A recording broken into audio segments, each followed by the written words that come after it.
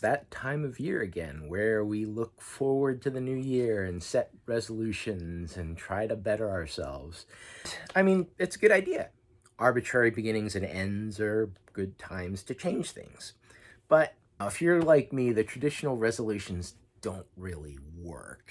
I've tried them and I've failed at them. And I'm going to do something different, or I have been doing something different for the past almost 10 years now. Problem with resolutions that I found is they're pretty unforgiving. You set something in the beginning of the year and you mess up, and that's kind of it. You're like, oh, I screwed that up. Why should I keep going? And the other thing is they're usually kind of vague. It's hard to measure. Like, be healthy, be more creative. How do you determine whether you do that or not? For me, if there aren't concrete actions for me to take, I usually don't end up doing them. So what I did was I started looking at video game achievements. Since this was a while ago, I was playing a lot of Xbox.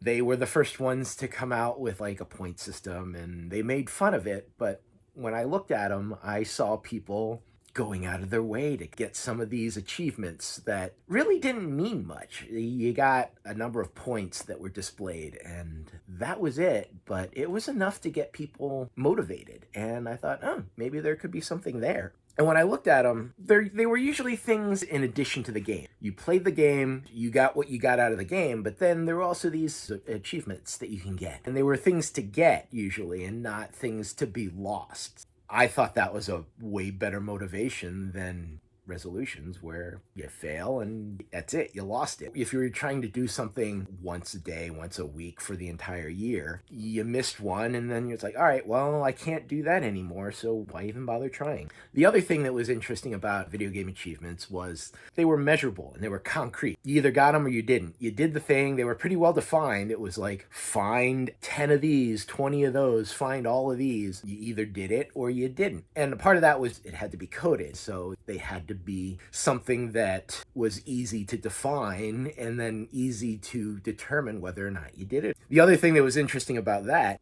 cheesing it was kind of encouraged too. If you look at video game culture and you look at speed runs and stuff like that, you kind of find weird workarounds sometimes, and those are encouraged. And when it comes to trying to better yourself, sometimes that encouragement to try something different or question whether something could be bent or even broken to get to what you need, I thought that was very useful.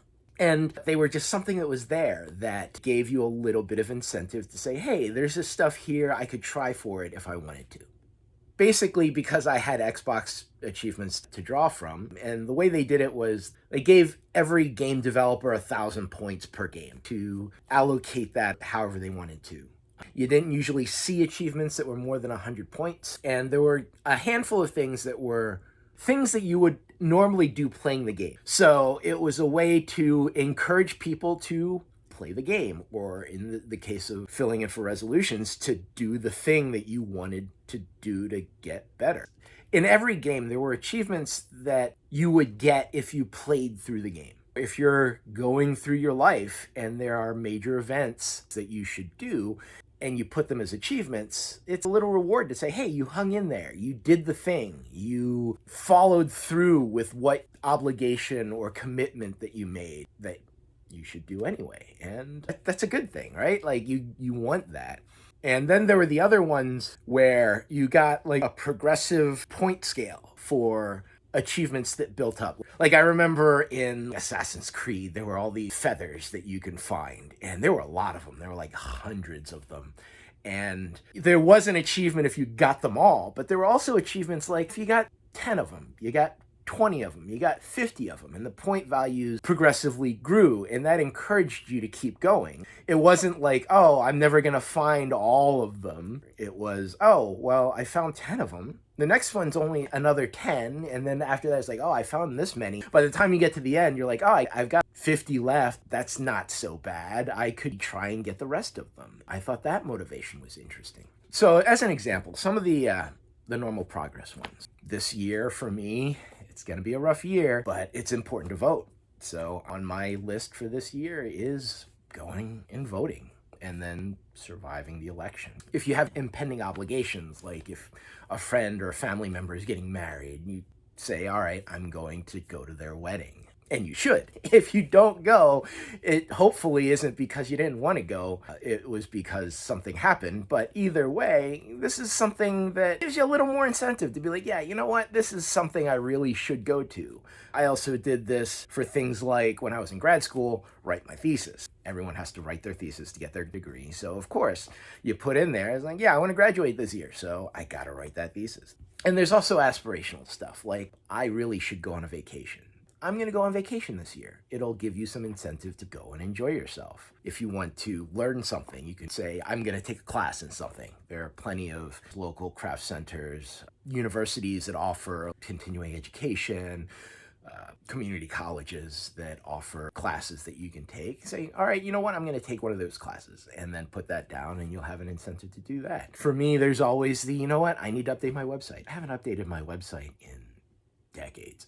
It never gets done, but I always put it on there because I should do it. And hopefully one of these years I will actually do it and be able to check that one off the list. For the progressive ones, one of the ones that I've done is a thing a day, a thing a week, a thing a day for a month kind of thing. I have this gradated thing for writing 500 words a day, getting them on paper. It helps me get ideas. It helps me journal. Sometimes I end up writing drafts of ideas that I could use later. It's been very helpful. And I almost didn't put that on there, but I'm like, one more year. If I go one more year of doing this, it'll become a habit and I won't have to worry about needing achievements to get me to do it anymore. So the way I've graded them is write 500 words a day once for 20 days, and that's 10 points. Then 15 points for the next one is doing that for 45 days. 90 days gets me 25 points, and then it's 180 days for 50, and 360 for another 100 points. So that's a 200 point total if I actually get it done for the entire year. And I leave myself a little space because 360 days, yeah, if I end up just missing a day because I just got tired, it's not gonna kill my chances for the year unless I do it 5 times. I think through the 4 years so far that I've done it, I've missed 1 day. For things like doing a thing a month, I do like a 10, 15, 25, and 50 point series, and that's for like 5 days, 10 days, 20 days, and then the entire month. It's just a useful kind of progression, at least for me. In my mind, it helps be like, here's the initial goal or a first goal to get you started. And then you did that, you got that working, keep going. And even if you don't get the final one, you've still done some things and you're encouraged to keep going. And that's how habits start forming. If you want to start a practice of journaling, or if you want to start a sketch practice, that's how I started. And it has been working. So here are my achievements for last year. The ones that were bolded are the ones that I actually managed to do. Thinking about it, since I've been doing this, I look at what works and I make revisions and say, all right, well, this is what happened this year. I keep tuning the process. And for next year, some of the things that I thought about after looking at the year was a lot of the things that I made were digital. I made a lot of music, but I didn't make a lot of tactile things. And I think not having that, not involving the hand and having that tactile feel to it kind of affected me. I didn't feel as accomplished in some ways, and I missed that. So I think I'm going to focus on that in the upcoming year. I was a little ambitious in 2023 because 2022 went really well for me. I don't regret it. I think I still did well. Like, I think any year that I get over 50% of the 1,000 point total is a good year, and I definitely did that this year. But there were definitely things that I thought that I was going to do that I thought I could do and I wanted to do that I just didn't get to. It's been a rough year. Like I said, I'm keeping the 500 words per day. I've had a thing a month for a number of years now, and it works. I did one last year, but I don't think those are working nearly as well because there's a little too much stress for me, especially in the upcoming year. So I'm not going to do that, but I think what I am going to do is I'm going to do a thing a week and see how that goes. Having said that, here are my Cheevos for 2024. We'll see how it works out. As for overall, this is what I do. I've been doing it for... When did the Xbox 360 come out? Like, then. That's when I started. It's worked for me. Your mileage may vary. I've been experimenting with and tweaking this process for a while.